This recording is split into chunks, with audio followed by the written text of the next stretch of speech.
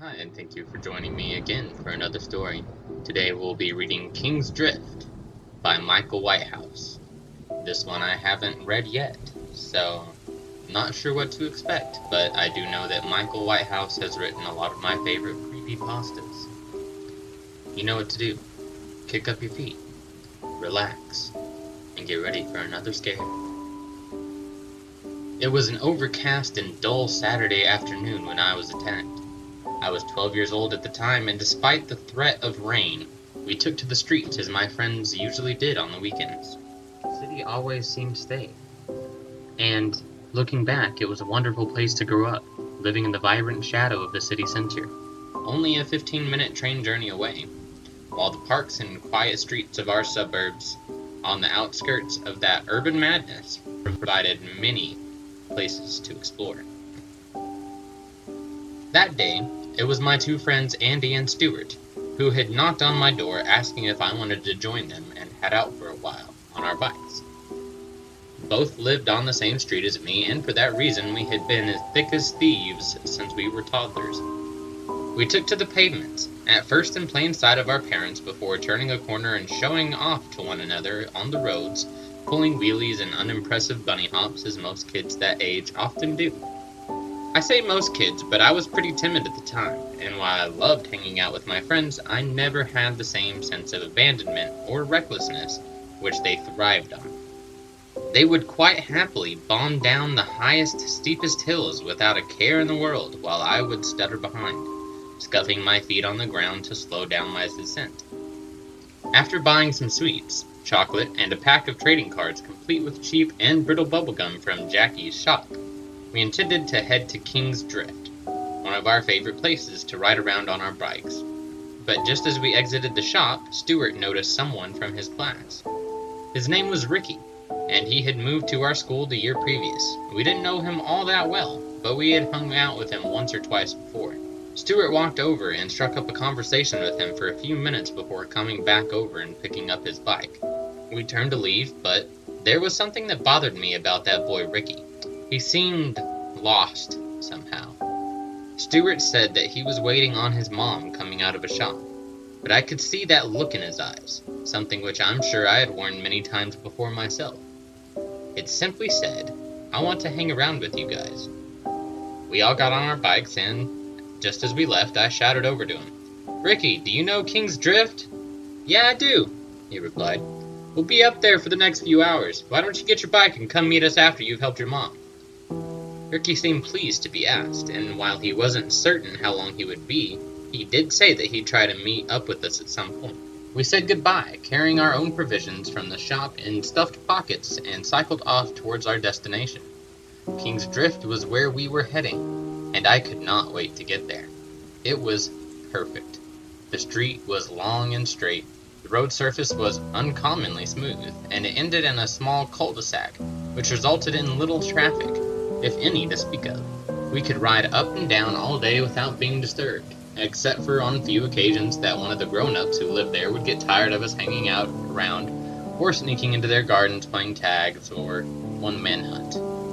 But for the most part, that long secluded street was a fantastic place to get away from the rules and complaining adults. Even if it was only 10 minutes away from our homes, we weren't a gang or anything close to it. But that place was ours.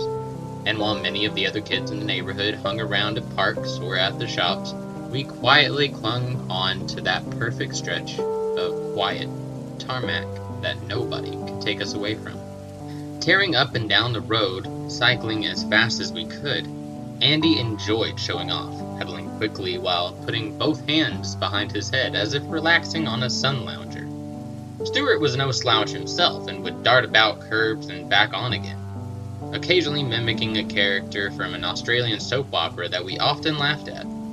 The clouds knitted together tightly above, brooding menacingly. But the afternoon was not over yet as we continued to play and enjoy our patch. After receiving an earful from one woman who just hated us sitting on her garden wall, especially when my other friend Stuart pushed Andy over it into her garden as a joke during her red-faced ranting rage, we finally traipsed along the street with our bikes by our side, cursing the woman under our breaths. A loud crash bellowed from the clouds above. and the hazed smell of ozone climbed up through the air. When I was a kid, thunderstorms always held a real fascination for me, and to this day they still do. But no matter how much I understand why it happens, when the sky opens up and a torrid torrential downpour threatens to drown all around, it still seems surreal to me, almost unearthly. The rain streamed down in thick sheets, and within a minute a thin layer of water began to flow along the street into the drains on either side. The complaining woman ran indoors quickly, her anger at us soon replaced by the desire to avoid being drenched. The noise of millions of raindrops smashing on the parked cars and concrete below became a deafening sound as we were instantly soaked to the bone.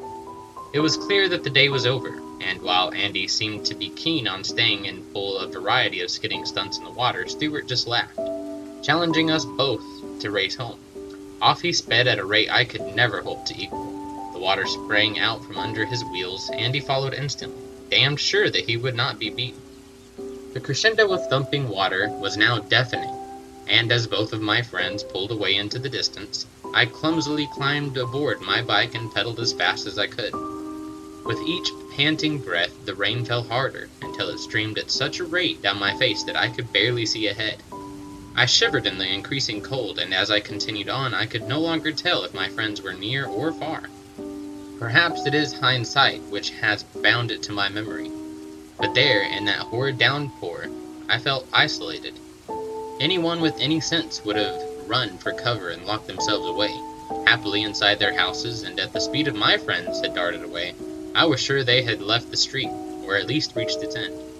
An intense feeling of fear drove me on, because for me, King's Drift may have appeared remote, isolated in the blinding rain, but it did not feel empty. In my panic, my wild pedaling shook the bike from side to side, and just as I lifted one hand off the handlebars to wipe the rain from my eyes, something walked out from between two parked cars and right in front of me. I swerved, squeezed the brakes, and as the bike screeched to a halt, I was thrown forward, tumbling on the ground, smashing my face and jaw on the road surface in the process. The rain poured into my mouth, carrying with it the metallic taste of my own blood. I let out a cry as I reached up with my tongue to feel nothing but exposed gum and broken shards of teeth that were surely sprayed across the ground. My injuries left me confused and disoriented, but as I screamed for my friends, it became clear that no one would hear me over the immense roar of the rain. Then the sky darkened, and that strange alarming sensation that I was not alone proved correct. Someone was standing over me. A combination of tears, blood, and rain stung my eyes, and though I couldn't make out his face, I could tell it was a man. He was broad and stocky, wearing denims and a dark brown coat, and while he wasn't exceptionally tall, his rain-battered frame gave the impression of immense strength. Despite the pain, despite the shock of losing teeth, and despite cracking my head open, every fiber of my being told me to run, to get away. But I couldn't. With the first movement of my leg, the man pressed his foot down on top of my knee with such force that bursts of excruciating pain shot up through my body. My screams of both agony and terror were drained out by the still falling torrential rain.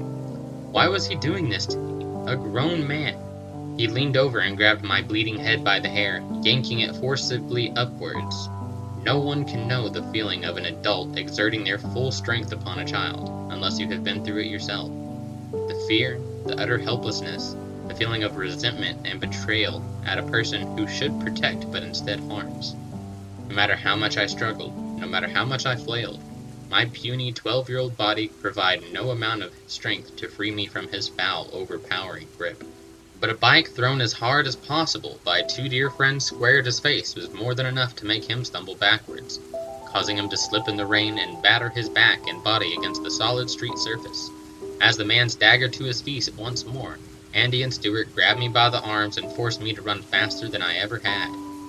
We dared not look back for fear of our pursuer being close. We panted and heaved, and as the adrenaline surged through my veins, I forgot my injuries for a moment, and fled quickly as any child ever had. As we reached the end of King's Drift, Andy and Stuart ran around the corner without looking back. But not me, for curiosity has always been my sin, and perhaps my punishment. The rain calmed at that moment, easing off to nothing but the most subtle of droplets, and as I squinted through blood and tears, I saw at the end of the road The brutal figure of a man who had attacked me, disappearing forever out of sight, with a bloodied, motionless body of poor Ricky over his shoulder. That was King's Drift.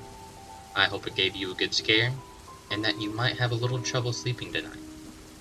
Bye for now, and I'll see you next time.